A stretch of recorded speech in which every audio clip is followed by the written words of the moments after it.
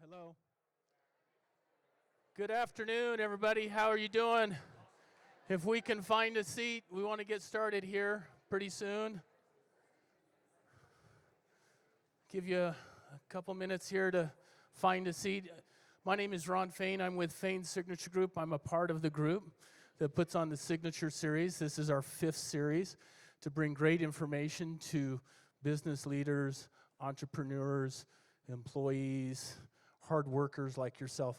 I want to take a moment and thank you all for being here today, because you had to take something out of your day to show up here, leave work, come here, get informed about something that I hope is going to be meaningful for you. And that means a lot to us, because you folks are really the economic engine that makes our economy run.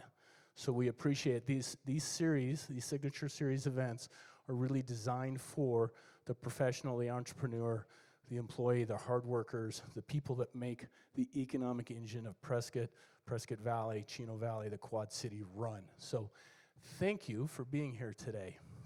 I'd like to talk about our sponsors today is Western Values.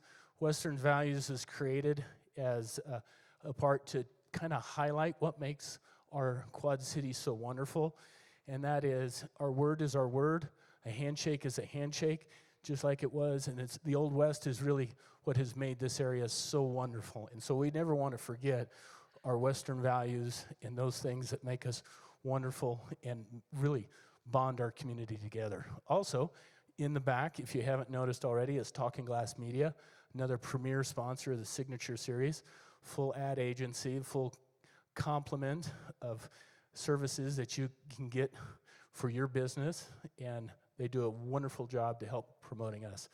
And in addition, I want to talk about the group that helps me and put on the Signature Series. It's actually a group of business professionals that got together to say, hey, we need to do something that's meaningful for our business community. So I want to introduce Amore Cianciola with the Hacienda, Ryan Glennon with Foothills Bank, Larry with Arizona Financial Mortgage, and Rebecca Horniman. So with that, I just want to say thank you again for being here. Attainable housing is important to all of us, and it's a hot topic. It's something that I think impacts every one of us. It's one thing that my brother and I at Fain Signature Group that we hear on a regular basis. We have employers, we have the hospital, we have educators, we have municipalities, we have all kinds of walks of life walk into our office every single day, and they say, help us with housing. We're attracting people, we're actually hiring people and attracting workforce to the area. They're signing contracts with us, but after a month or two, they're leaving because the housing's too expensive, or it's not, it's not what they thought they wanted, or they don't want to pay that much money for a product that they used to live in somewhere else. And so they're in talking to us as a landowner and as a developer. We hear this issue constantly, and they're asking for our support and our help. And so part of it is we don't have all the answers. We certainly can put some people together, and we can design things, but it takes a community like you folks and us to really come together to bring something that can serve the essential workforce that is out there. Our conversation here today is about attainable housing, those people who are employed versus unemployed. One is try to stay in the lane of being employed, but being priced out of the market, or not being able to stay and afford your mortgage even though you're gainfully employed. At $70,000 a year, that may not cut it here in this market. So that's our conversation today. Thank you for being here, and I'm going to turn it over to Larry.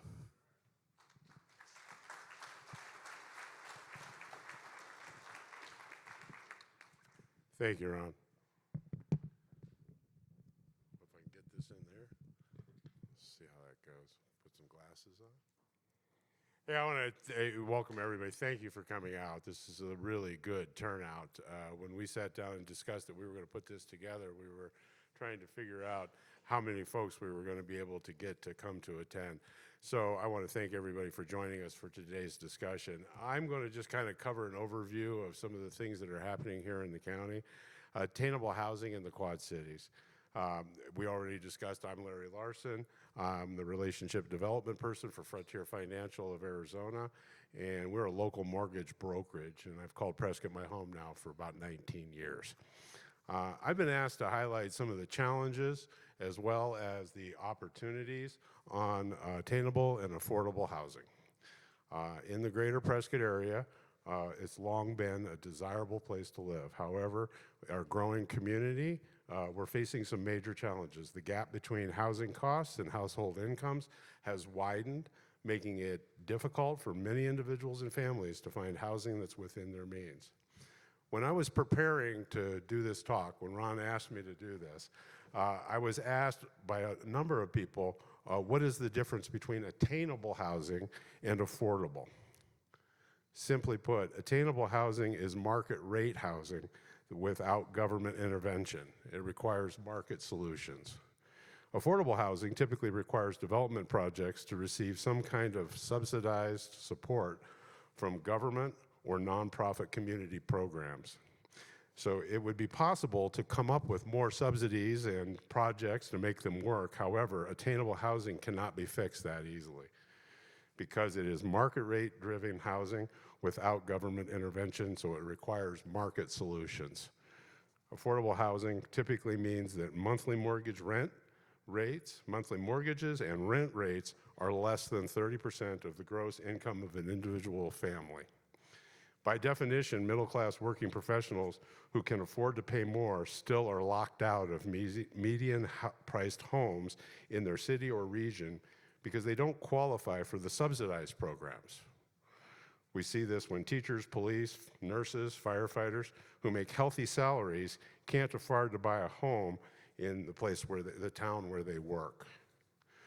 They're overqualified for low-income, affordable housing. They don't make enough, but don't make enough to buy an existing home. They simply need attainable housing.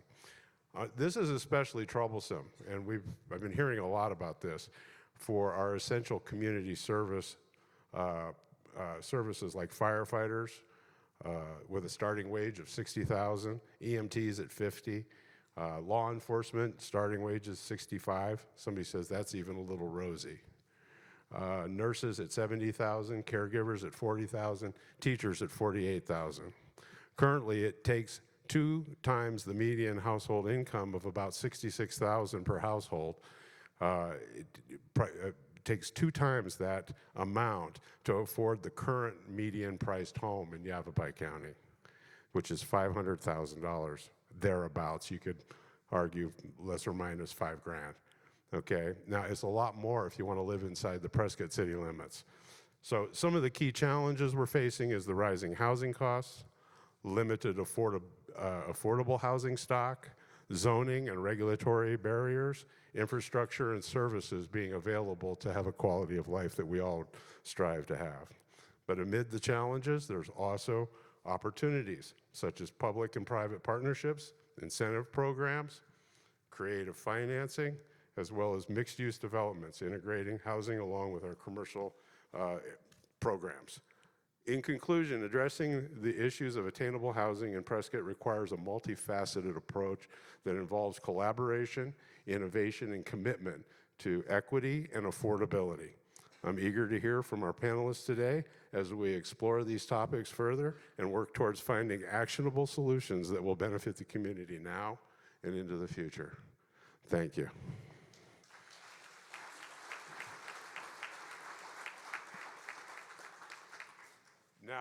Now I'd like to introduce Courtney Levines, and she is the president and CEO of the Arizona Multi-Housing Association. Courtney, take it away.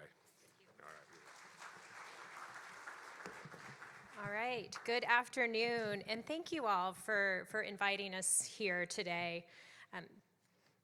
Part of that is because the rain. I really enjoyed a little rain on the way up. You can tell you're a native of Arizona when you get really excited when you see the wet stuff. Anyway, I'm really excited also to be in this room and the turnout, because this tells me this is a community that understands the need for housing. And it also shows me that the solution is in this room. Not an easy solution, not an easy path, but it really kind of fills my tank to see you all here today and so passionate about this issue.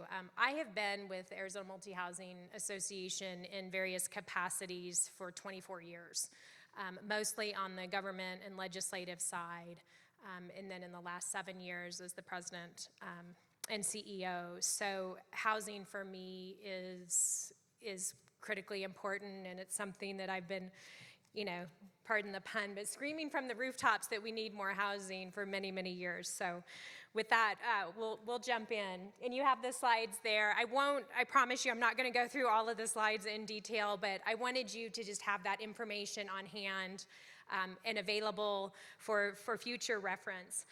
But the Arizona housing market, so the first few slides are kind of Arizona overall. The housing market we grew up in is certainly not the housing market that we're experiencing right now. When I first started with AMA, housing was still very affordable, especially on the apartment side. It was kind of the most affordable of all of the housing options. Supply and demand was generally in balance, and we had plenty of land to continue that growth. But certainly jump ahead, and it is not the housing we grew up with. Arizona housing deficit increased 1,377% since 2012. The Arizona Department of Housing says we need 270,000 units statewide. This number may or may not be totally accurate. I know the Department of Housing is working or getting ready to start a new study, and there's different housing numbers that are thrown out there. The vast majority of those 270,000 housing units, though, need to be in the workforce and affordable area. So affordability is low and getting lower.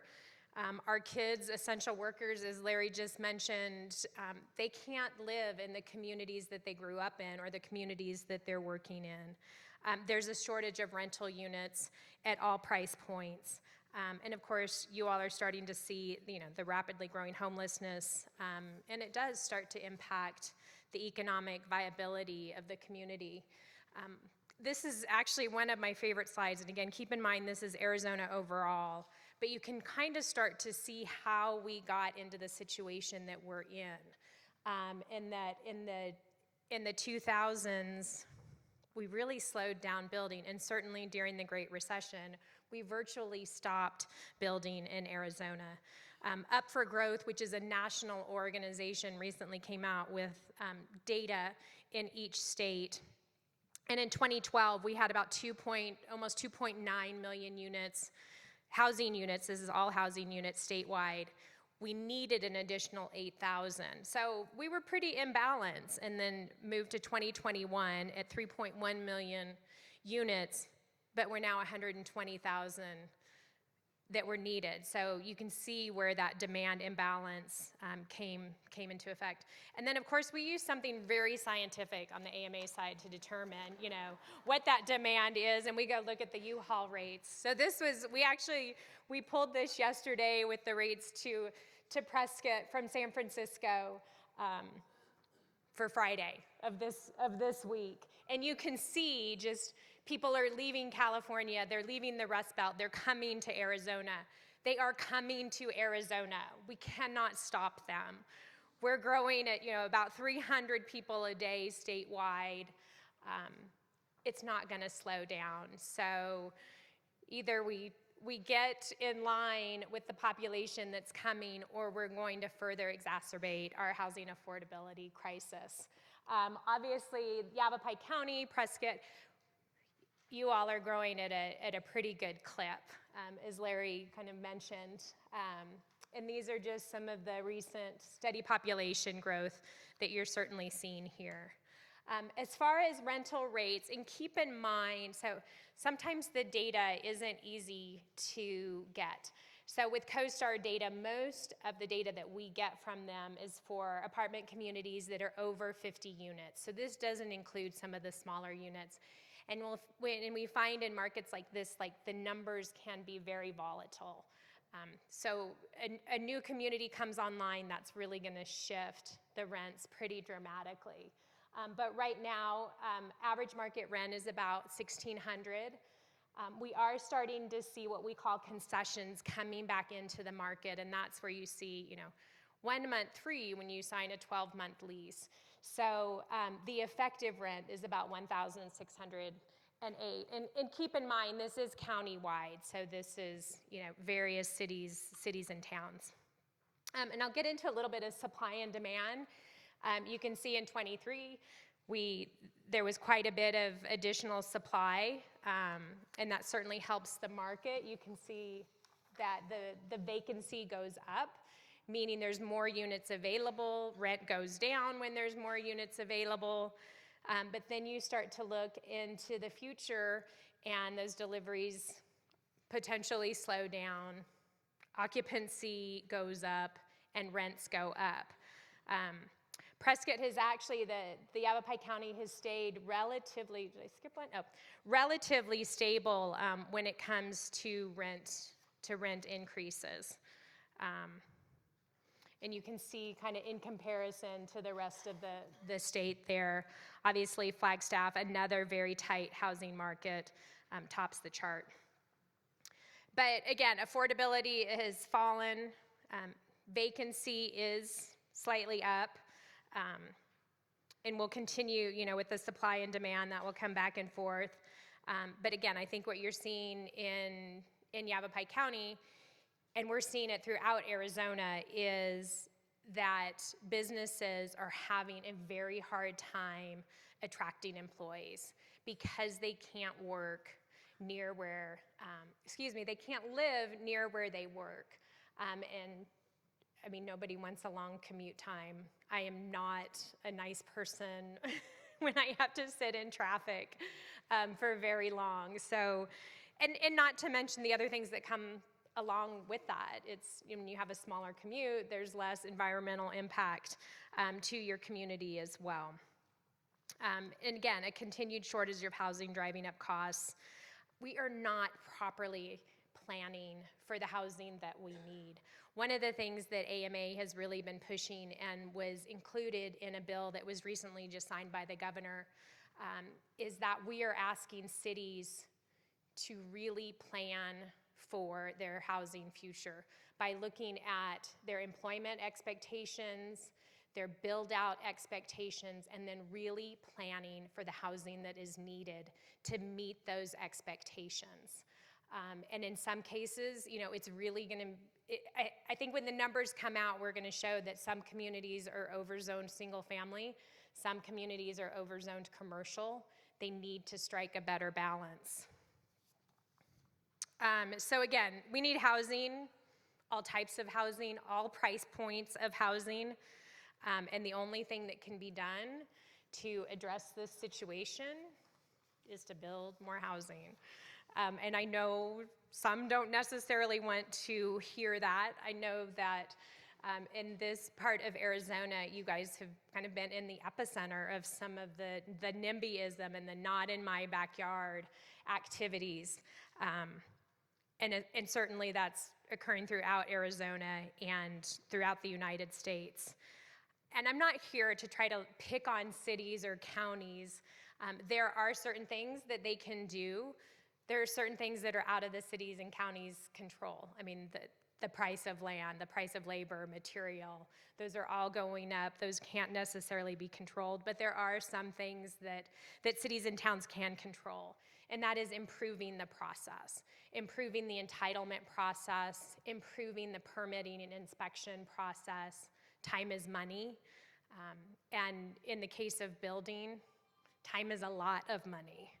So we strongly encourage cities and towns to make sure they're adequately staffed, they're adequately responding, and projects are moving along as fast as they can. And then just one I've got a couple other interesting slides that we've included. This one is always kind of eye-popping, that federal, state, and local regulations account for 40.6% of the development costs for multifamily. So just out of the chute, 40+% of the cost of your, in our case, apartment community is going to be just complying with regulations.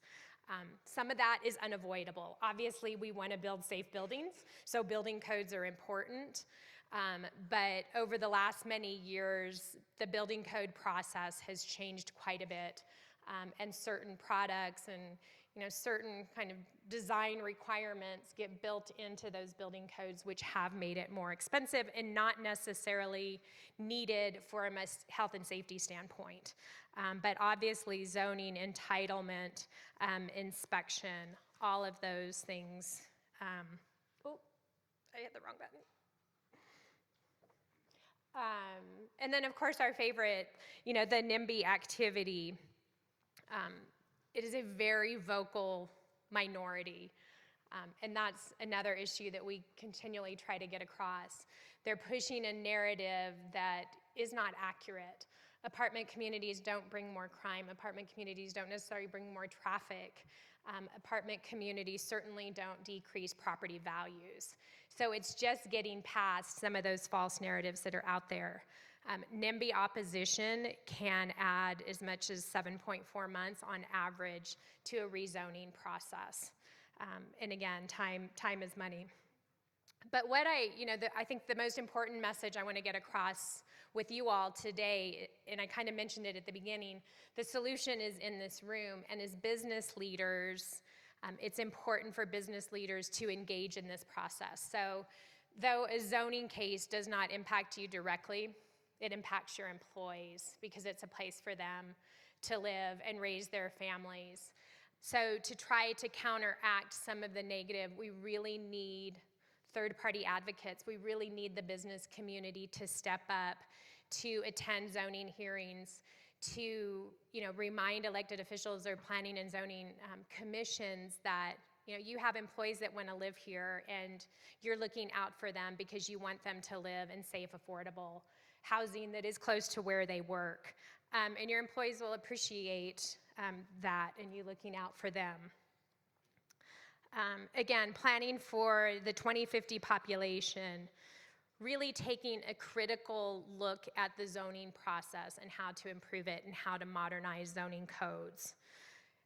Incentivize infill, incentivize adaptive reuse, incentivize height and density where appropriate. I'm not saying across the board or throughout Prescott and Prescott Valley. And incentivize affordable housing, again, where it is warranted and where it is appropriate. And eliminating unnecessary design guidelines and requirements that, again, don't impact the health and safety. Expedited approvals, and then, while, of course, we're the multifamily association, we do encourage other types of housing. We need the ADUs, we need the casitas, we need the tiny homes, we need everything. There's no silver bullet that is the answer to the housing crisis. And again, it goes back to one of the previous slides. We need all types of housing at all price points in order to address the issue. But again, some other examples, reducing regulations, reducing unnecessary requirements. It hasn't necessarily happened in this area, but mandating electric vehicles, mandating art fees, you name it, kind of fees and regulations. At some city in Arizona, we have seen it.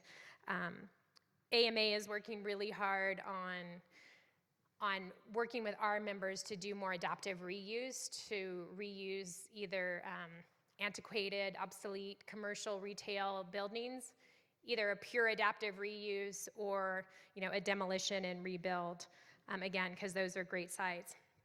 And then finally, kind of the second thing from a business community perspective that would be very helpful is advocating, again, for the modernization and the updating of building codes, but supporting, things like the federal Yes in My Backyard legislation, supporting some of the things that the Home Builders Association and AMA have done at the legislature to encourage more housing. And again, I'm not going to totally let the developers off the hook. We play a part in this, and we do need to do a better job with our plans and working with the communities. So with that, that's it. Thank you.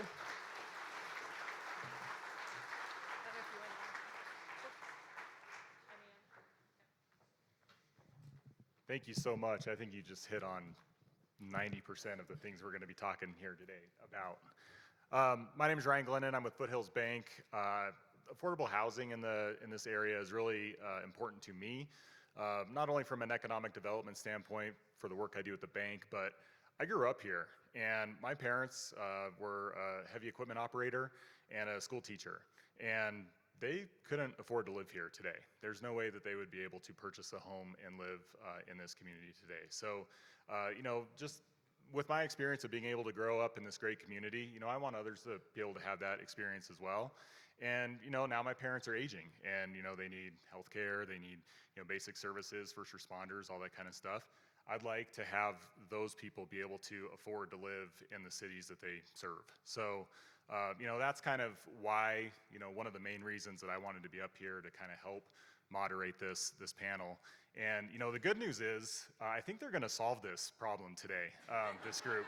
They've told me they have all the answers. So with that, let's start off and just go down the line. And if you could each just kind of introduce yourselves and who you work for, what organization you're with, and kind of your main area of focus or what you primarily do. And we'll start with Brad. Hello, I'm Brad Fain with the Fain Signature Group, and our primary focus for here tonight is the multifamily and the zoning cases around housing. Hi, I'm Nicole Kennedy. Can you hear me? He's turning it up. Turn it up. I'll talk louder, I guess. Is that better? I'm serving on the City of Prescott's new Workforce Housing Committee. We're now exactly a year into meeting, and I'm pleased to say that our council has recently approved our initial goals, so we're able to move forward. My name is Joe Contadino. I've been developing the Granville Master Plan community for the last 25 years, and that's my sole effort for the last 25 years. Good afternoon. My name is Stephanie Robinson. I am the Neighborhood Services Director for the town of Prescott Valley. It's a brand new department, but one of the components in which we do address our housing issues. My name is Bruce Rosenberg. I'm the Executive Director of Prescott Area Habitat for Humanity. What we do, if you're familiar with the brand nationwide and worldwide, is put families into homes that they can afford, either by building them, rehabbing them, and in various ways making the homes affordable.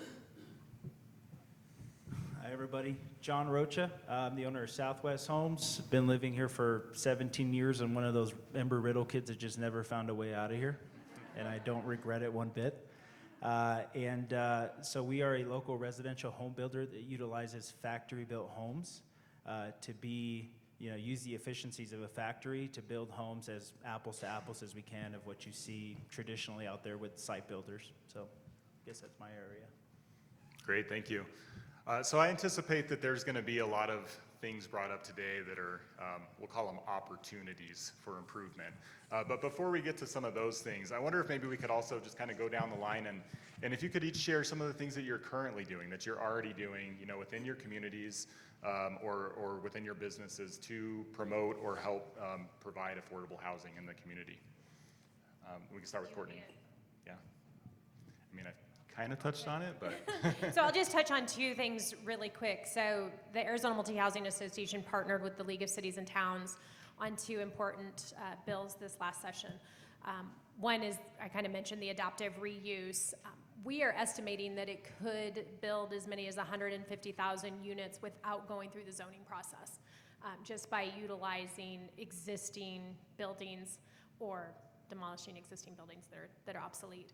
And then also putting shot clocks and timeframes on cities and towns to approve rezoning applications of 180 days. Courtney, can you expand on that adaptive reuse? Because I think that's an important thing. I know that a bill just recently went through. Could you kind of share what that was all about? Sure. It was a long time coming. It was a multi-year kind of negotiation process. And I want to really recognize the League of Cities and Towns and a number of cities individually that came to the table and really worked with us to try to craft legislation that is very focused and narrow. So again, it allows for a multifamily, or it doesn't even have to be a multifamily, it can be any number of units. But in our case, multifamily developers to come in and utilize an existing building envelope and convert, say, a hotel or a retail establishment into multifamily. A lot of cases, and we've learned from example from other states, that pure adaptive reuse doesn't always work. It's really hard to use an existing building envelope. So with our legislation, we are allowing developers to demolish an existing building in order to build multifamily. And we really maximized the density that is allowed. So in most cases, up to 5 stories or maximum density within that city. So again, and there is an affordability component that at least 10% of the units have to be either 80% to 120% of area median income. And I think, did I read, it's also at this point limited to cities with more than 150,000 in 150,000, population. yes. So it's, Thank you. don't get It's all not- don't worried. get nervous. We're not building 5-story, projects around here. It's not going to affect our town at this point. So, Brad? Yeah, thanks, Ryan. A couple of the projects we're working on right now is we just had our grand opening last week of a project in the city of Cottonwood. It was well received. We've been working on that one for a couple years, 192 units, and as of today, it's 80% leased. So again, just filling that void in Cottonwood for their workforce and really all income levels there to try to solve that. We have another project in Prescott Valley that had a minor setback on April 1st. So we're working that through the process, and our goal is to rebuild it and bring it back because we recognize the demand in Prescott Valley is probably even greater than Cottonwood. And in addition to that, we're working on a master plan zoning case to bring in about 3,500 homes. And that's really addressing all price points, not the multi-million-dollar homes. We're looking at, right now in Prescott Valley, about 500,000 is kind of the entry point of the production builders, and they go up to just over $1 million. And there'll be some of those offerings in there, but what Ron and I spend most of our time on is trying to solve for that next price point down. And that's the hard part, and that's where I think the challenges that we're talking about today. And so we're hopeful to get that zoning case through, and to what you had said earlier, it's supply and demand at the fundamental level. We need more product, and we'll start to see some relief in prices at all price points. Thank you. Nicole? Thanks, Ryan. We have excited to say that we recently, the City of Prescott, received a grant from state funding that was geared towards workforce housing. And so we're able to now put into place part of our plan, which will include bringing on a person to actually manage this enormous task. There's a lot of research and a lot of moving parts that are going to be required. And so that will help us make a positive step in that direction. We also have a currently scheduled stakeholder meeting because we want to be engaged with employers and others in the community to really hear from them as to the need and to what they might be willing to do to be supportive of making a difference. And then third, community engagement is hugely important to us as a committee, and so we are going to be scheduling this summer an open house, if you will, to really engage with more members of the community to get your feedback and really talk about solutions. Great. Thanks, Nicole. Joe? Well, we're actually at the tail end of Granville. We're down to, we've only got about 180 lots left. So we've been able to be the most affordable product in the whole market area the last 25 years. Even today, our average sales prices are a little over 400,000. The housing is from 1,400 to 1,800 square feet. So for us, affordable housing has been trying to bring a quality product to market at the lowest possible price. It's a real difficult issue when you talk about affordable housing from our standpoint, when you look at what's going on in the world today. 2 years, 3 years ago, we could buy a fire hydrant installed for $3,500. Today, we just signed a contract to purchase quite a few of them at $10,000 a piece. So it's really difficult to have affordable housing without some sort of community involvement programs, Habitat for Humanity, housing programs that'll help support people to be able to afford a home. But from a builder's perspective, it's a real difficult issue. Thanks, Joe. My first house in this area was in Granville, so appreciate the efforts. Stephanie? Well, Prescott Valley is working on quite a few things right now, not only with the Neighborhood Services Department, but within our Development Services Department as well. One of the biggest things I think that we'll have going to council soon is a partnership that we are creating with Yavapai County for the Home of Your Own program. So what that is for people that may not know, it makes it a lot quicker, simpler, and easier for people to have a preset plans that have already been approved. And that kind of expedites that process, as we heard about a little bit earlier, for someone who may already have land. It's just a lot easier for them to be able to do that build. And I think the plans right now, they have one, two, and three bedroom plans with the county. So we're in the process of bringing that to council.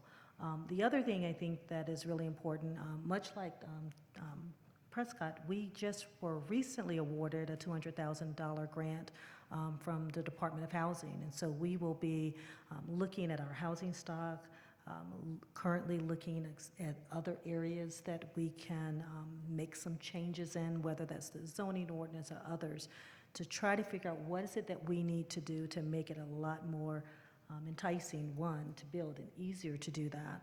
And what changes do we need to make within our current town rules and regulations? And so that's something that we're in the process of working on right now. The other thing I think that's important is that our Development Services Department is also looking at online permitting. Again, trying to make things quicker, simpler, easier to get things done, as well as a complete review of our zoning ordinance. So there are quite a few things that I think that we're currently doing, looking at it from a multifaceted approach, as what was mentioned earlier, and hopefully we'll get through that in the next year or so. Great, thank you. Bruce, I imagine you're doing some things to help with the attainability. Yes. About, I would say 10 years ago, maybe a little bit more, we started kind of thinking outside the box of our traditional programs, which is a single family qualifies for a single family dwelling, and we either build or put them into a single family home that they can afford.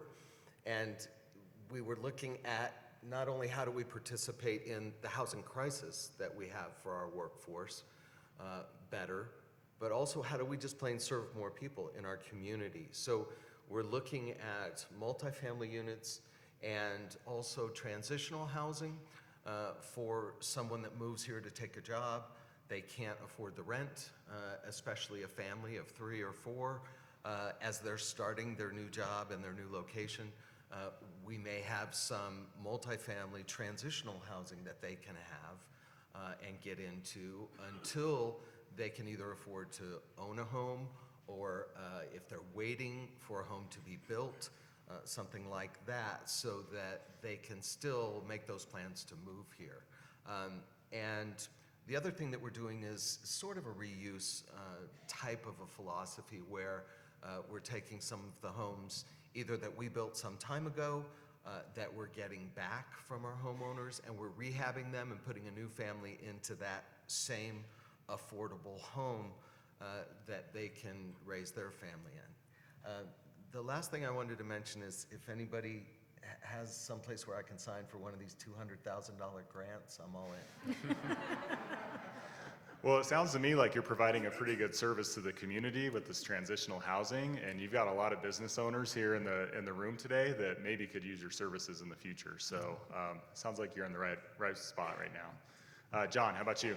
Yeah, so, I mean, we've been thrusted into this whole attainable housing space, you know, from Southwest Homes perspective. I founded Southwest Homes about 4 years ago, and you know, we're on average about 100 to 150,000 under kind of what you would see in a site-built home, 3-bed, 2-bath, 1,500 square foot, excluding the land, of course, but that same, you know, product, if you will. And so for the last 4 years, I mean, we've been quite honestly just hanging on for the amount of demand that's been coming through the door of folks that, you know, we're primarily maybe seeing, okay, well, I'm going to go build a house, right? But our plan was to build a house, retire, and that house is now going to cost us about $250 more than we thought 3-4 years ago, right? So they're looking now at like a $650,000, $700,000 construction build. And so they're looking at alternatives, right? And with interest rates not helping the case either, we're seeing a lot of folks just give factory-built homes a chance, right? And I always say that very sensitively because I can definitely relate with Joe's struggles of the costs. I mean, costs are just exorbitant. They've been, you know, skyrocketing in many forms, whether that's infrastructure, whether that's just hard cost of building a house. But we don't feel that as bad as like the on-site builders. What we feel is the 1970s perception of what the trailer home is, right? That's our everyday battle. And to me, it's almost like the nemesis of equivalent to the NIMBYism, right? It's this idea of like, well, there's no way, you know, we're America. There's no way that we would have innovated and advanced the housing from 1970s, you know, which is crazy because you think of how we get our cell phones, our cars, our chicken, our clothes, right? It's all factory efficiencies that get it to our door. But yet, for whatever reason in housing, we've always had to overcome that stigma. So really, for me, it's that, and the second piece is the zoning, right? I don't blame municipalities for preserving certain pieces of property and zoning around towns to you know, kind of take this unregulated, if you will, back in the 70s, late 60s, unregulated type of housing that was showing up everywhere. And so right now we're working through those hurdles with municipalities to kind of revisit that, right? It's just like, look, if we can provide $100,000 to $150,000 of a cost break on what the market in say site build is offering, I think we should take this pretty serious especially with the situation we find ourselves in, with looking at the data, with looking how bad things are in the housing market. So we're in the trenches of that. And for the last 4 years, you know, it's been very rewarding and satisfying to be able to provide that need for the market, for sure. Yeah. Yeah, Joe? John, one of the issues that over the last 50 years, trailer homes were looked down on because there wasn't a great deal of spread between the price of stick-built housing and trailers. The trailers were, well, they were really cheap, so it had a bad image. But from my perspective, people are going to be forced into that because they can't afford to buy a stick-built house anymore. And you will have a market that you won't have to be trying to improve your image. People are just going to flock to you. Sure. Well, I think the quality of those have improved substantially, right? And you're just, like you're saying, you're taking advantage of the efficiencies of the market and being able to build it in a weather-controlled environment, you know, ship it and all that kind of stuff. So that was a good kind of segue into, now that we've kind of gone through what you guys are doing to help, what are the biggest obstacles that you face? And, you know, Joe, you mentioned the fire hydrants. Particularly though, are there things at the local level that could be different? You know, zoning or building code or any of those kinds of things. You know, this is kind of the people who may be able to affect some change at the local level. So let's start, Joe, with you. I'm not the guy to ask that question to. What happens is the municipalities upgrade their building codes every year or two, Most of our municipalities are on the International Residential Building Code. And every time they change building codes, the prices go up. They mandate new materials, new methods of doing things. And it's not all bad because we build a better house. We build a better house today than we did 20 years ago. People, I'm not sure they appreciate it, but they are a better house. The rest of it is, at the local level, you see municipalities adopt building codes that are outside the International Residential Code, and they drive prices up, and we have no recourse but to abide by the codes. So the municipalities, while they might like what they refer to as affordable housing, but it's like, you need to reduce your prices, not me. We can't afford to cut our costs. So everybody wants somebody else to reduce their cost, and it doesn't work that way. I mean, you go to the grocery store and food is $20 more than it was last week. And we're all subject to that. I mean, we as builders, you as consumers, you as business people, you have the same problems. You're paying more wages, you're paying more for materials, and it's a difficult environment. There's no easy solution. It's going to take things that, like Nicole are doing, where you can bring communities together to help solve this problem.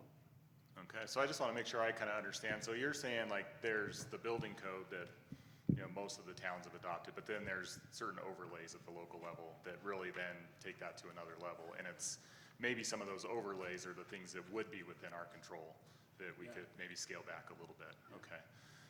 Brad, how about you? What kind of challenges have you faced? Next door.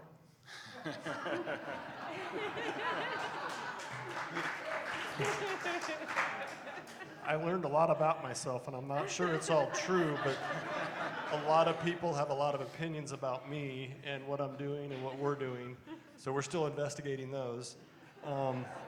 But I was screened by the ATF, so I think I'm pretty clean right now. It's a room like this. It's support. Those are the challenges. We know you're out there in the community. We know the vast majority of the people want to see houses. They want to see jobs. They want to see their children get jobs and live here. And we know you're all the busiest people in the community. And unfortunately, the people that show up at council make their life very miserable. And you have to put yourself in the shoes of a council member that every night, twice a month, they're getting yelled at because they're doing something wrong. And that's a thankless job. And so who's going to run for that? Not many people want to subject themselves and their family to that kind of abuse. So we need to thank the council members we have, but we also need to know that if we don't change our tune and our tone in the room, we're going to run out of people that are willing to run for council, except the people that are crazy and that are going to drive these regulations up because they don't want to see another house. They are out there, and we've done a lot of polling, and there's about a 7% hold on the NIMBYs. 7% will not unseat an elected official, but all they see is the 7% in their chambers. And so what I would say to this group is, go out there and support them. You guys are employers, you have colleagues, educate them about, you need to go out and let these elected officials know that this new project is going to be okay and we need it in our community. We want better medical services. Well, I know they're hiring. There's just no homes at all price points. And people think of the hospital of like, well, doctors can afford everything. Like way over 90% of their employees are not doctors. And people forget that like they have all wage earners in their system, and there's a lot of people they can't hire. And so it's that process. And then I would just say, I would piggyback on what you said earlier, time. Time is money. We're on a 2-year zoning case. What have prices done the last 2 years? So when we build our home, is it going to be cheaper now when we get through the process, or is it going to be 15 or 20% more expensive than when we started? And that just puts a burden on everybody in the community. And so time is money. COVID kind of has this point we all look at and say before then and after then, and it's not just 2020, I would say 2020, 2021, because I think 21 people were still coming out of the fog trying to figure out, are we okay? Is it all right? What happened to our supply chain? 2019, everything worked, now I can't get a roll of toilet paper. What happened? But before COVID, I mean, a zoning case in Prescott Valley was 6 to 9 months. If it was really sticky, a year. And we're going over 2 years now. Some of that's maybe good, but a lot of that is just trying to get more and more questions answered that I don't think really address the issue, which is we need more housing. It's trying to satisfy that very vocal group that's out there that's making their lives miserable. And so for us, that's the biggest challenge is, I do agree with a lot what Joe said about the building code. They just adopt it, and I get it. It's complicated. It's really easy to say, let's adopt the 2021 International Building Code. In the multifamily world, we look at some of those codes, and it's like, well, that makes sense if you're building a 20 or 30 or 40-story high-rise living apartments, but we're not building that. And so some of those codes don't make sense for a garden-style apartment project or some of the other products that are in the community. And so I think you need to adopt those, but you also need to look at them and say, what doesn't apply to us? Because I've used that number you threw out, about 45% is government regulation, and people say BS to me. And I'm like, I'm sorry, but a lot of it is hidden that we don't see. It's not just the impact fees and that. We're happy to pay those because that is how growth supports the community they're coming into. What we don't want to see is there's no homes available, and to your point, they're coming. So they go out in Yavapai County and they buy a 2-acre lot split, and then they put a well in, a septic. They don't pay impact fees. They don't pay taxes. And then a few years later, you've got 100 of them out there, and they're yelling at the community they live next to come fix their roads and their drainage issues. And who's paying for that? All of us. And so we need the master plan community. And I always tell people, it shouldn't be about whether we're going to grow or not, because we're going to grow. The world's population is growing. We should be in a discussion of what do we want to look like then, and not can we stop it, because you can't. So let's get into that.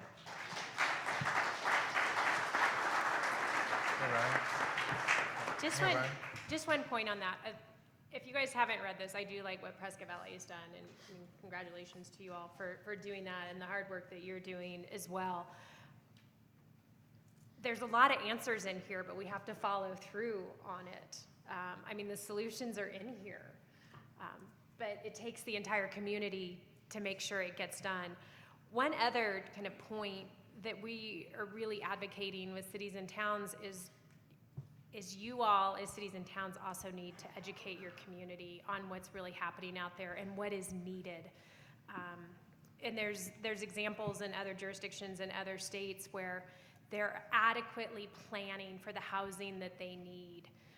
They're having, 1 year of education and communication and one kind of zoning or entitlement fight, if you will, to get their community properly zoned instead of having 15 zoning fights. Everybody gets exhausted with each of these cases coming up and the same, kind of the NIMBY coming back each and every time. Have one fight. Get everything properly zoned as opposed to each and every time, because it wears your council down, and they don't want to continue to run if they're going to get beat up and then go to the grocery store and then they're going to beat up there, and it's not fun. Yeah, thank you for that. I think you bring up a really good point with density in particular with the multifamily housing. And I've always thought it was really interesting that you received such opposition for multifamily housing in the middle of Prescott Valley when, what do they prefer? Like you said, the county, development, or, go blade, fresh nature.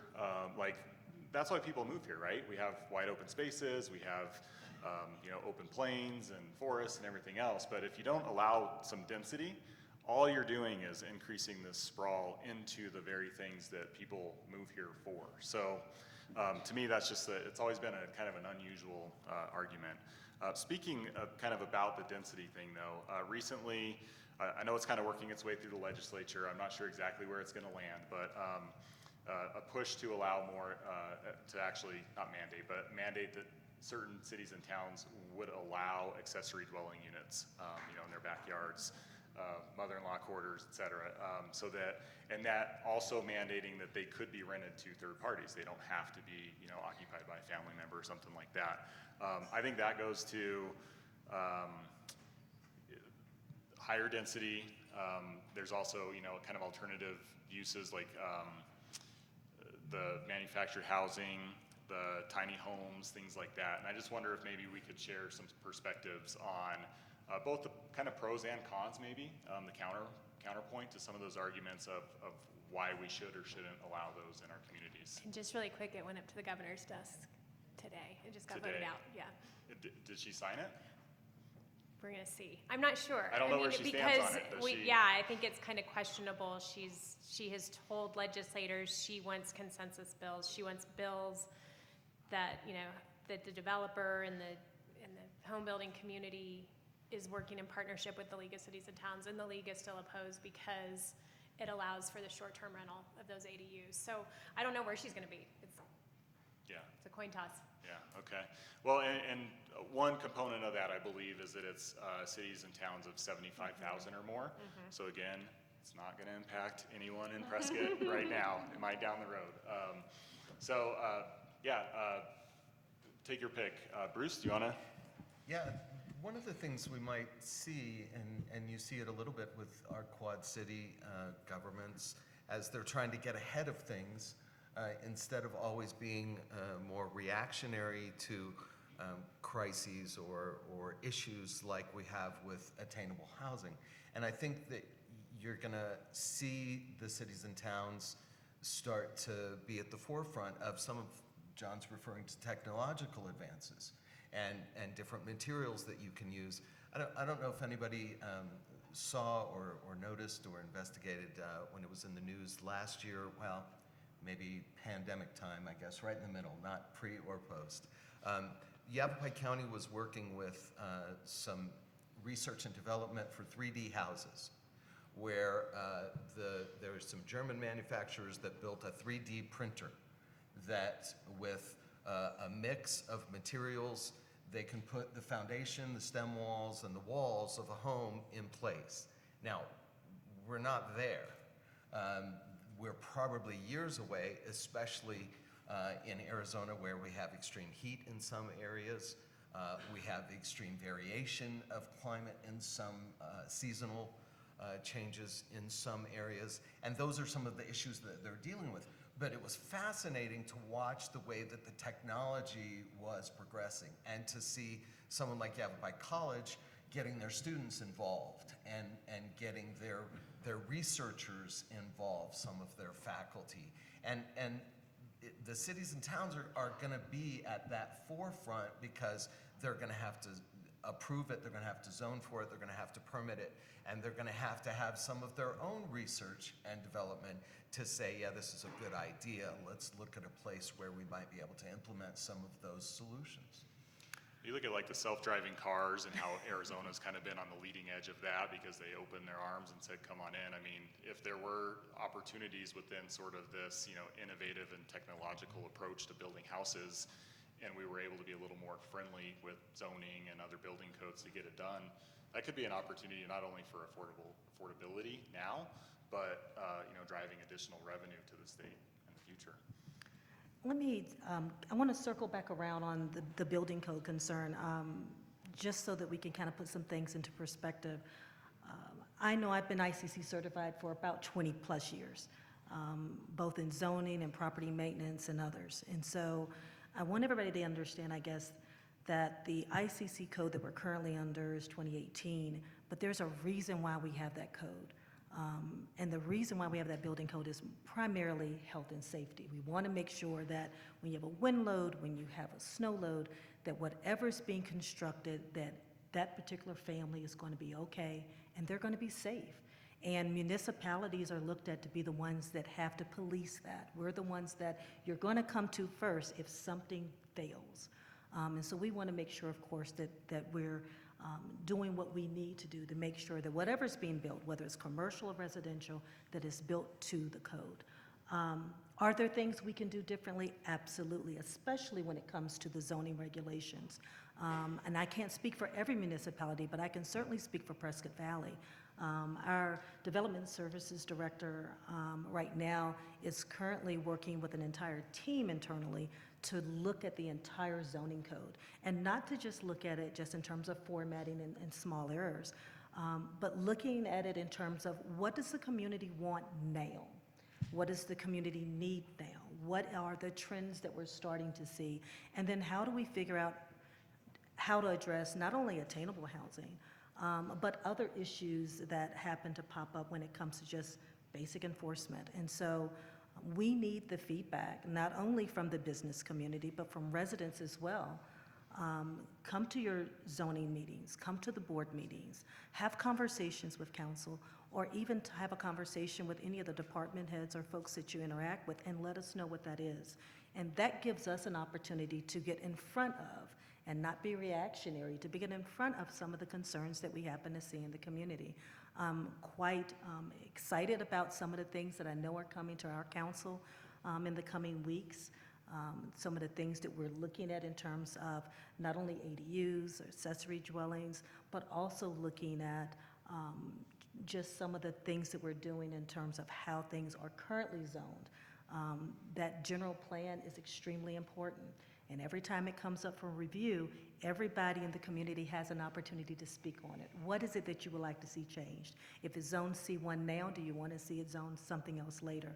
Let us know what that is. And so there are opportunities for members of the community to give us their voice, so that as those changes are needed, we make the changes appropriately, so that you don't have to continually go to the board over and over again to get a lot of things rezoned or get variances and things of that nature.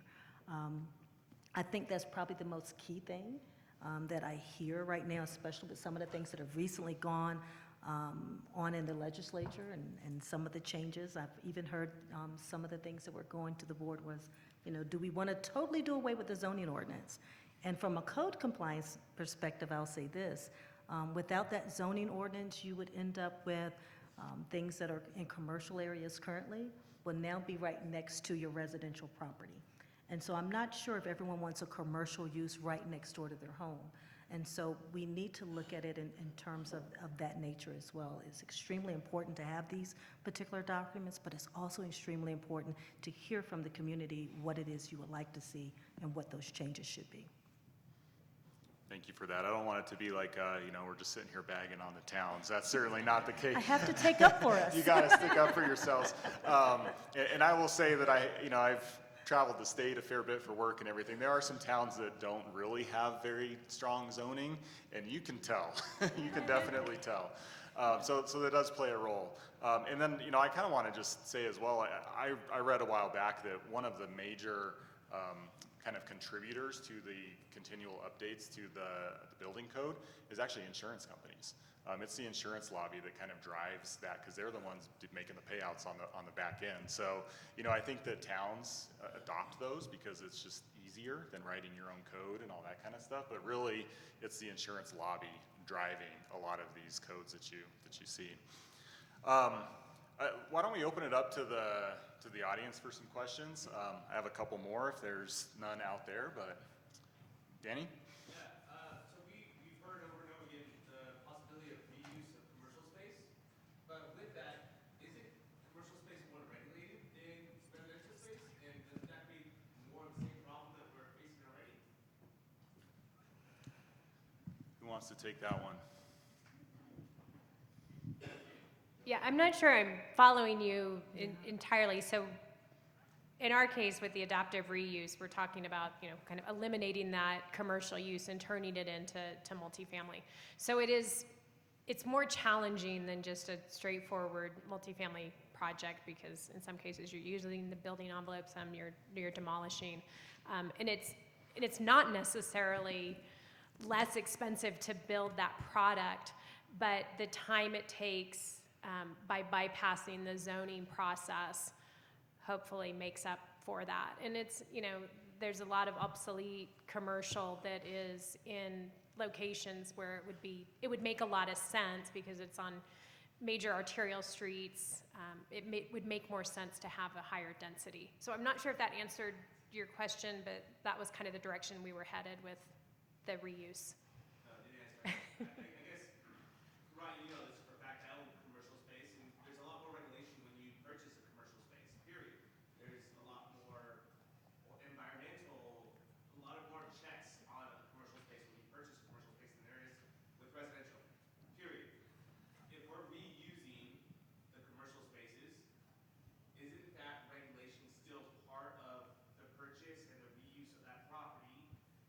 regardless if you bring it down to however small or big that you have to rebuild that building to. I would maybe try to address your question this way, is multifamily is considered a commercial product. So we're already under all the commercial regulations and rules from a construction standpoint. So we are a commercial project, and our zoning typically bridges that residential to light commercial. So we're already there on the multifamily. Now from a residential standpoint, master plan community going, I think your point's well taken. It would probably be more, wouldn't make sense. But from a multifamily, it's already there in the commercial world. Okay, thank you. That does answer the question. Ryan, I have a question back here. Okay. Actually, I have a couple of thoughts, and this kind of piggybacks on what Danny said and what some of our speakers are talking about. So I've been here for 20 years, and during that time, I've seen our mall sold multiple times. And don't hate me, I came from Silicon Valley. And they have been knocking down or reusing product for a long time. And one of the things that I read about all over our country is the reuse of malls. Our mall is absolutely really gorgeous, and it seems to me, and I've said this for a long time, I just don't have the money, or I would have done it. We have a lot of opportunity now partnering with the current owner. They have a lot of units that have exterior access. Why aren't we helping them or looking, and maybe we are, I just don't know about it, looking at turning some of that property into units, condos? I mean, that could be a really neat project. We've got a gorgeous food court. I know they're planning, Aspire is planning a hotel. Yeah, that's great, that's groovy. But it doesn't address an obsolete product that just keeps struggling. We don't need them to bring in one more swap meet kind of thing. And it's ripe for that kind of thing. I mean, if we're not having those conversations with them to help them, we're missing an opportunity. They've got a buttload of land, they've got a lot of parking, and it's happening throughout the country. They're taking these old obsolete malls and they're redoing them. The other thing so that's just one of my thoughts. Another thing is we're talking about the 3D housing. And John, who is head of the department at Yavapai County, has spoken to the realtors. I had him bring in and talk to us. There is a community in the southern part of the state now, Tucson area. They're already marketing those homes. They're already built. They're selling them, well, the last I knew, they were significantly south of 400,000. And they were not huge units. I mean, I think the largest was 1,600.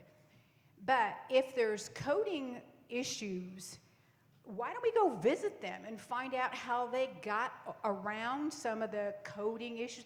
I mean, the houses are being built with different techniques, but it's working down there.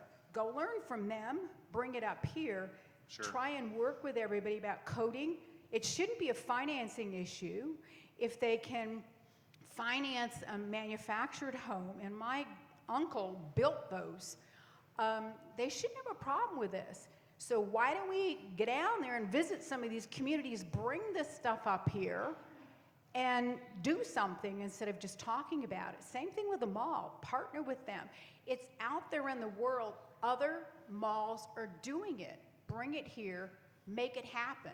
Don't let that mall be sold another time. Just get it done. Thank you. Thank you.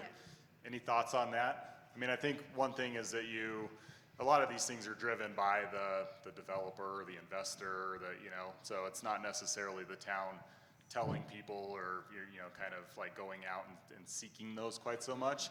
But I think that what we could potentially do is if the mall owner wanted to convert that space, we could maybe try to help pave the way to, get some zoning changes done and let them kind of go through that process.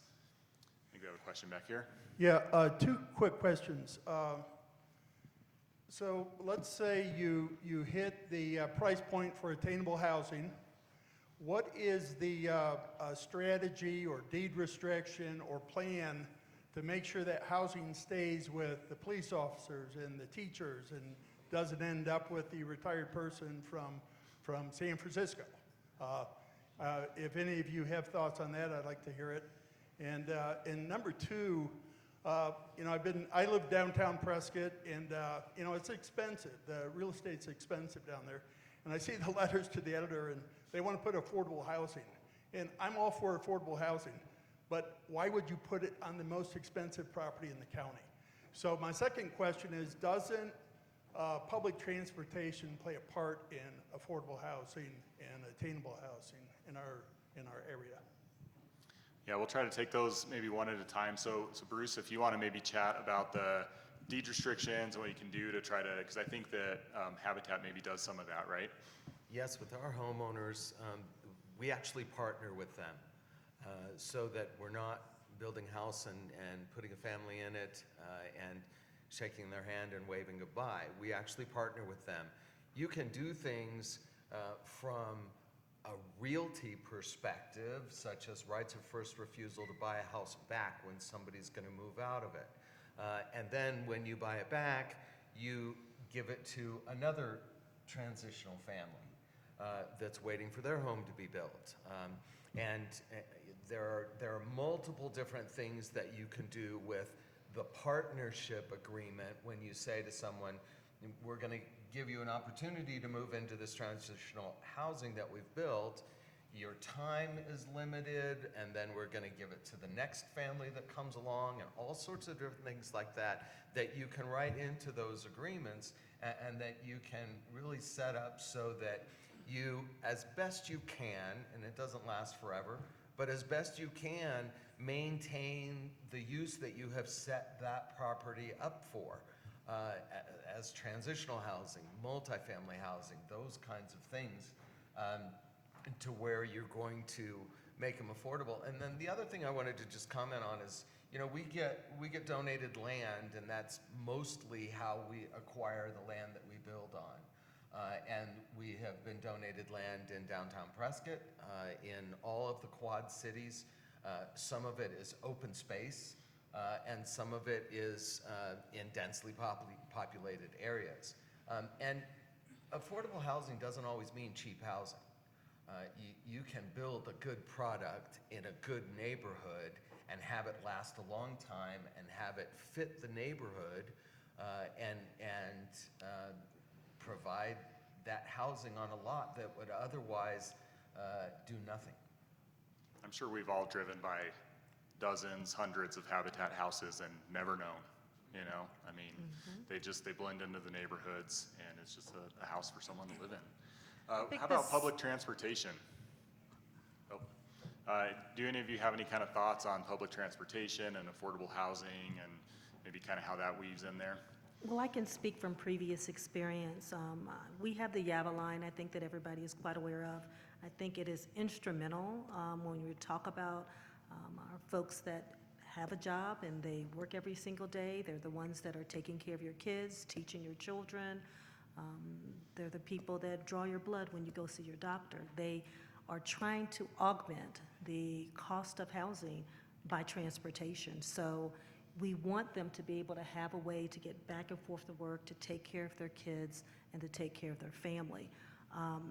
That has always been, I think, something that people have tried to draw the correlation that because it's affordable housing or because there's public transportation, that automatically means that it's high crime or things of that nature. And that has statistically not been proven true. The same people that are sitting in this room may be the same people that actually take the Yava line. And so there really isn't that direct correlation there. I have another question here in the back, and then I see two hands going up towards the front, and I'll be up there in a moment. Ryan, Can I just add is there on? a chance that I could just get on that gentleman? I know Of we heard it course. from Habitat, but Sorry, so just because this is a panel and there's a little nugget here, because that was a great question about meandering around or trying to figure out how we don't just price ourselves out of a community, essentially. I'm sure a lot of folks have seen it, right? You start at a great starting price, and then like in a year, you're like, those houses are $200,000 more expensive. In the real estate world, there's fair housing. I mean, and quite honestly, our attorneys are just making the dough on trying to figure out this problem right now, because I always tell them, you guys are, this is where you're banking in. But they're trying to figure out essentially how we go about strategically doing it the right way and the legal way to not violate any fair housing laws, right? So you can't just go and say, we're building these homes for these types of people, right? Or this income bracket, or as much as we would love to do that, right? Because that is for the cause, it is a good thing.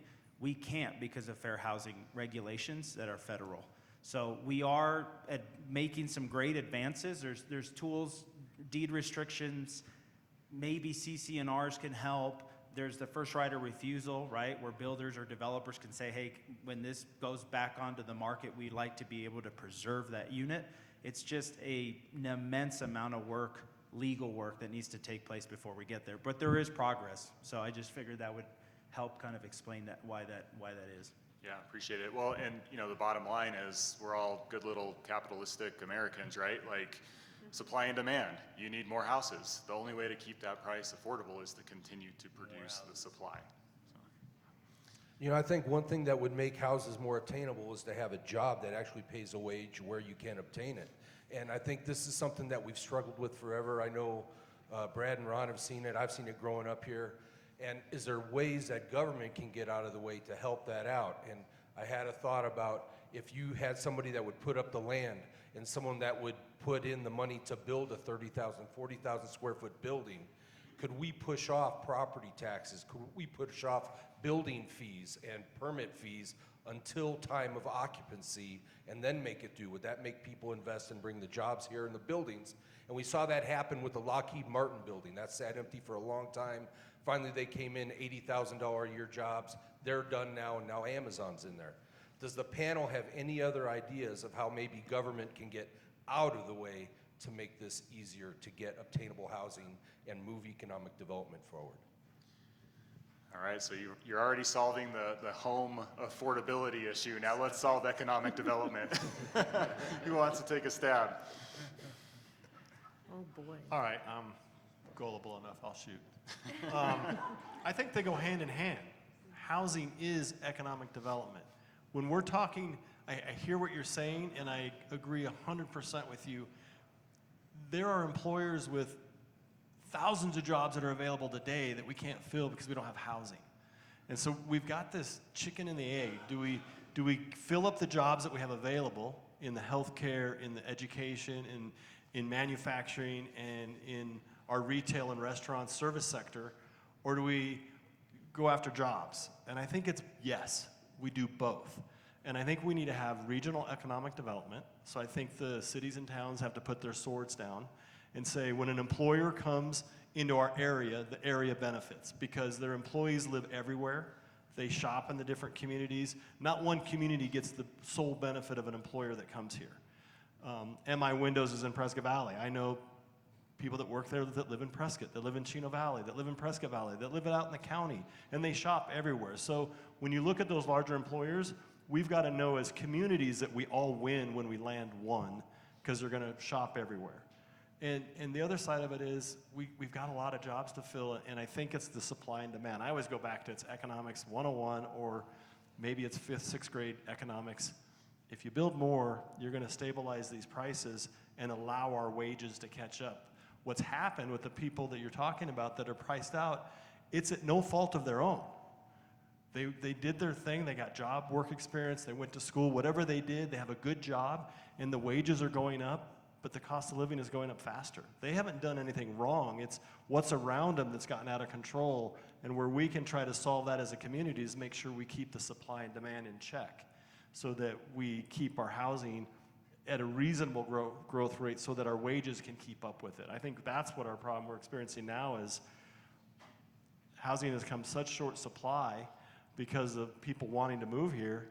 I mean, what did we see the last couple of years in the second home resales? How much did those homes go up? I mean, people made a lot of money because those were 20, 30% bumps in prices of houses, and no wages are keeping up with that. I think one thing I've seen just in the financing of subdivisions and housing is kind of going back to the time thing.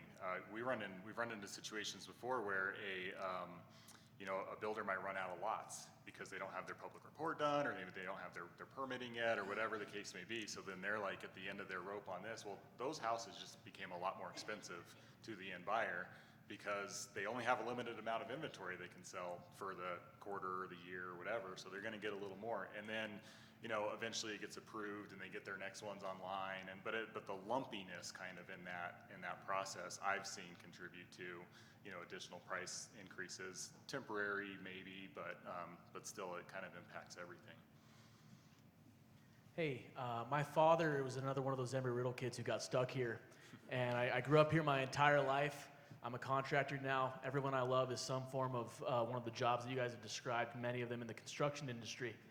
And for the last few years, since I moved back from having journeyed out of town for a while, moved back here, and I've grown increasingly frustrated with hearing people who moved here 10 years ago tell me that we can't build more housing. It's something I'm extremely passionate about. Until I was graciously invited to this meeting, I had no idea how somebody like me could show support. So I wanted to ask, do there exist organizations out there to advertise and strategically rally support, bring people out to these zoning hearings and some of the things you're talking about?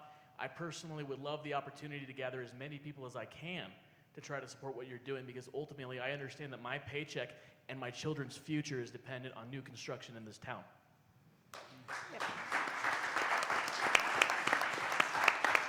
That's a great question, and we've been doing these signature series events on a number of different topics, and a few people have come up to me and asked, well, what have you guys solved yet? And it's like, well, the whole purpose of this is to provide some expertise to provoke some thought, and hopefully allow the business leaders in the community to take some action, to get together, kind of grassroots style. And it's not our position to be an organized, like, this is all what we're doing, but kind of put it back on you guys. And so I'd like to ask the panel, what can they do? I think you've touched on some of it, but let's give them some homework. I'd like to address this question. I think we could do a better job as a community getting those organizations, because one thing is the people that are opposed to what we're trying to do, they get their groups together and they get their social media boundaries set, and they can blast it out, come to this meeting and say no, tell them they're no, tell them we're going to vote them out of office. So they do an effective job there, and we could do a better job as a community trying to build homes. We have started a little bit of that at Fain Signature Group. You can go to our website. You can talk to Ashley Williams. She's in the back there. She's trying to collect names to keep people informed, at least what's happening in Prescott Valley, because we recognize that's a big gap that we've missed, is to inform the public, like, hey, here's a good product that's coming to the market. If you support it, we know you're busy, and that's the other challenge. Everybody in this room works, and when they get home at 5, 6, 7, or 8 o'clock at night, they're just like, oh, I gotta work with my kids on homework. I gotta go to the ball game. I gotta go to practice. I don't have time to go to a zoning case and hear that. So that's the challenge we have, but it's a big point that we could do a better job of. So we have time maybe for 4 more questions. I've got one here, one there, and one on the wall. Okay, so go ahead, Pam.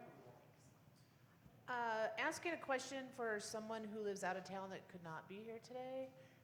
She wants to know, it's probably towards you, Brad, regarding the homes over on Lakeshore with the land leases, and how much are those going to be, and will they adjust over time as they have a lot more of amenities as it goes forward?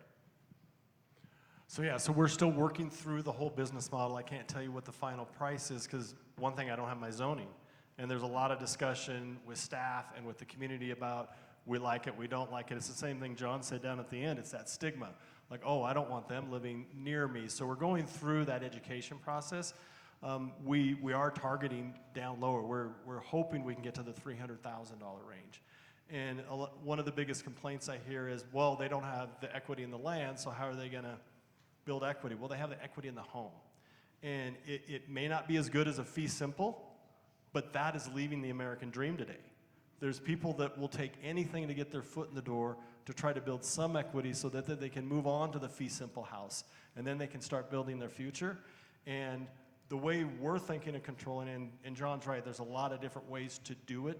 We're looking at a lease option because in the multifamily world, the lease gives us a lot of control over things. We can do criminal background checks, we can do financial checks, we can do a lot of things that help us in the Fair Housing Act stay within the law and not violate the law. So we can't say only firefighters or only nurses, but we can say it's, you gotta qualify just like we do for a multifamily. And then the land lease people need to think of it as an HOA. It's gonna govern the property, it's gonna maintain the common area property, it's gonna build the amenity and maintain the amenity just like an HOA you pay into. And it's going to kind of screen who can live there based on whatever criteria we establish. And it pays the property tax on the underlying land. Now the homeowner's got to pay their tax on their home, and that part of it, I'll admit, they're not going to build as much equity as a fee simple, what Joe's building. But if they can't afford that, and they turn around and they rent from me for the next 10 years, after 10 years, I've collected rent and they have zero equity. But here, they're going to build some equity and get that start so that they can go and build a home fee simple. So we're still working on it, and I can't give you all the specifics because we honestly don't have our zoning yet, and that really is going to drive what solution we can put on the table. I knew there was that observatory one too. Same concept, and they were doing the same thing, and we're trying to work with them to get a zoning case so that they can bring their product, but it's the same exact concept, and they have a really high-end amenity package that they're trying to bring. So they have to compete with Joe and all the other master plan communities when they have these gorgeous facilities. You can't build something that's not gorgeous and have people just go live there. They want to be proud of where they live, and so they have to reach that bar too. I just want to thank the Fain family for all that they've done to make it possible for us to have this meeting today. I've never met your dad, but I'm curious what his vision was when he was alive, and if you are carrying on his vision, and if you can share with us this vision as it was with your dad, with us, and maybe with you, so that we can understand what direction we should be going. I mean, for us to have this opportunity to be here today, I remember when our family came here in the 80s. Prescott at that time was under 20,000 residents. Prescott Valley was under 10, and look at us today. This is unbelievable. And then, to mention online permitting, that's pretty cool. And that's a little scary because if you can, make things more available faster, things are going to be interesting. But for us, so I'm curious what your dad's vision was, Brad, when he was alive. Are you carrying on his vision today? And can we share that same vision with us? And then the last thing is water. So we made it almost the whole thing without water. All right, so we're going to take a restroom break. So it's a big question that you asked, but I'll try to do my best. And I know Joe can probably fill in a little bit too, because he partnered with my dad 25 years ago and started Granville, so they had a lot of conversations. But really, the ranchers of the area had this vision of sharing this land with people. And to whoever said it earlier, it's like they opened the doors and said, we're going to start developing our land and let other people come enjoy this great place and be able to call it home.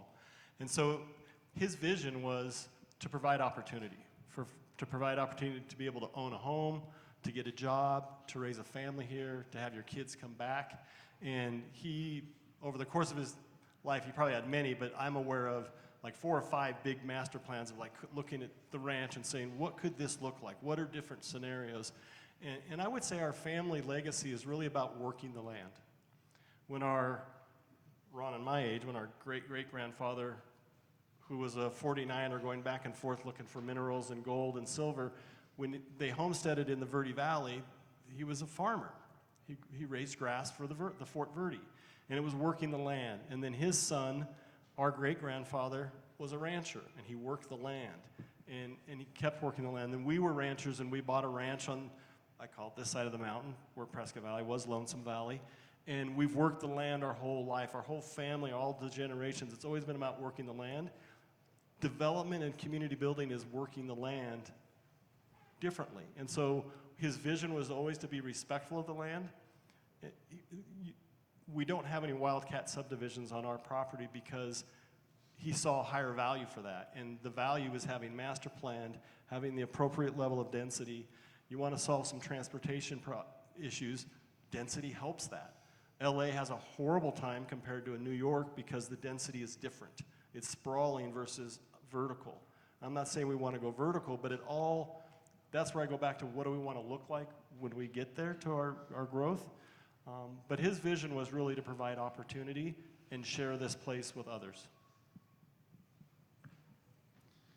Hi, my name is Dave. I'm with the United Way, and as a director of the United Way, I appreciate your process here.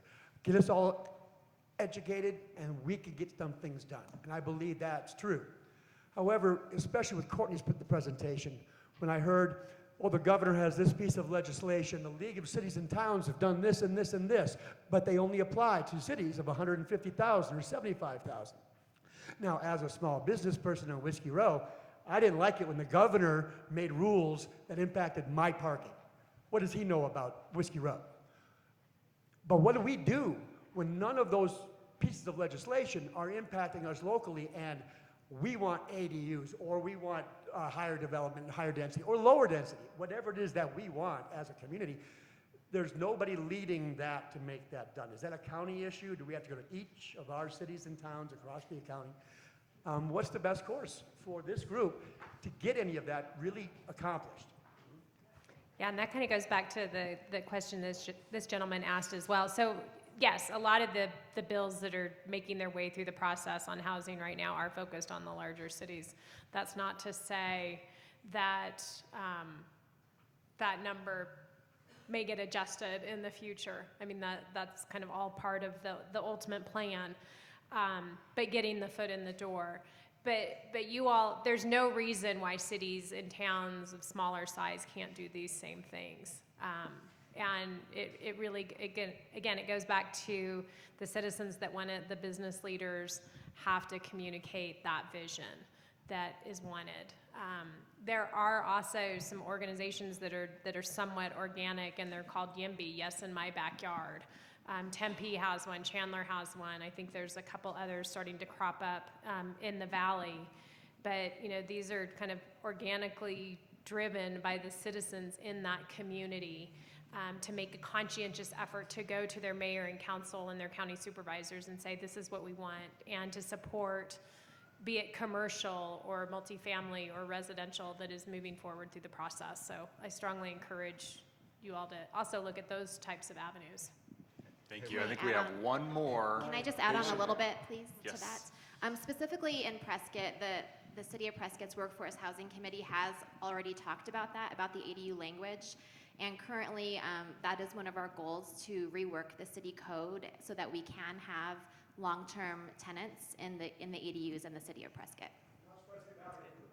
So Prescott Valley is also in the process of redoing its zoning ordinance, and that's one of the things that we are actually looking at. And so sometime in the near future, it's actually already been agendized on our council meeting. So anyone that happens to live in Prescott Valley is more than welcome to attend that council meeting and to hear that presentation. I think Bruce had something to add too. Yeah, it's sort of a related issue with some of the competition, if you will, it's probably not the right word, with some of the major metro areas. When we're applying for grants for some of the same things that some of the same organizations are applying for grants to do in the metro areas, the grantors look at it and say, well, they're going to serve X number of people, and so we almost become the stepsister or a second thought. And here's how we solve that, is we go to the grantors and we say, we have the town on board and we have the private sector on board with these representatives, and we have the public and the nonprofit and the for-profit. If we partner up and we start applying for some of that rural funding, even if it's not earmarked rural, some of the grantors will make it rural funding. If they see that we're partnered up and that we're all working together to accomplish the same thing, which is to bring people here and have them be able to afford a home. Thank you. Absolutely.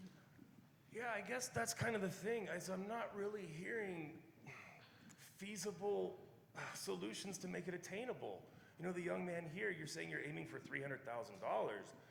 Well, property developer's saying he's aiming for 300 grand. What's that really mean? 450, 500? I mean, are you really in the market for a $500,000 house? I know what it's like to be working class. You listed off the salaries that people are getting paid. I still don't see how that's gonna benefit us as employers, because I don't think whatever's built is going to be within reach when they have to prove 2.5 times, 3 times the rent.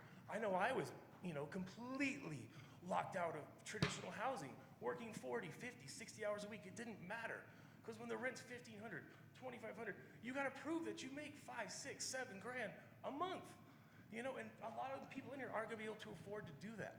So I'm not I really think you're hearing- speaking to the frustration of why we're here. And the density talk is kind of frustrating. I lived 5 years in Beijing. I just moved here 2.5 months ago from LA, and that's all I'm hearing. I'm hearing deja vu. How can we make Prescott break its isolated bubble from the falling global economy and make it like LA? That's all I'm hearing. And I don't see how we benefit. I don't see that bringing workers to my business that they can afford. I do not think that I saw mobile homes going for $500,000 here locally. That's out of reach for any of the people that we're gonna be trying to hire. I just don't, I just feel like this expansion isn't the benefit for us as a community. I feel like it's a benefit for the few that will benefit the most. They're the closest to the money. They're gonna make millions off of this. And what are we gonna get? I don't know. I mean, the last person that built an ADU, my last neighbor, was paying $3,800 a month in LA. Her tenant started selling crack, turning tricks, and got a drive-by that shot 3 of the neighbors' houses. There are consequences to this. Okay, thank you. Any responses? Let me, I guess, try to answer some of that. And I certainly know I can't answer all of it, but I absolutely agree with what you're saying. And that's why you have to look at a variety of different tools and add them to the toolbox. The Housing Task Force study that was completed, I think it was a little bit more than a year ago, started to chip away at saying, what is it that we really need? What things have happened in other municipalities in other states? And then how do we bring that here to this local area? And so I can speak for what we're trying to do, at least in the short term. The Home of Your Own program helps us in the short term. It helps those folks that may already have land and can actually build something. Looking at our zoning ordinance and trying to find some shortcut ways there also helps. Now, looking a little bit further into the future, and the most critical thing that I think is the partnership that we spoke on earlier is land banking and having something else to bring to the table. If I can say I have 3 acres, and then I can partner with a nonprofit and figure out how do we go about finding a way to get a developer to build that particular piece of property, then we can build something that's either affordable or attainable. Well, I think we're just gonna And probably so have for to end there. attainable housing, and this is just to give you just a snippet. So if you take someone that has making $50,000, and you look at 30% of their income, that's roughly, and I kind of did the math a little bit earlier, about $1,250.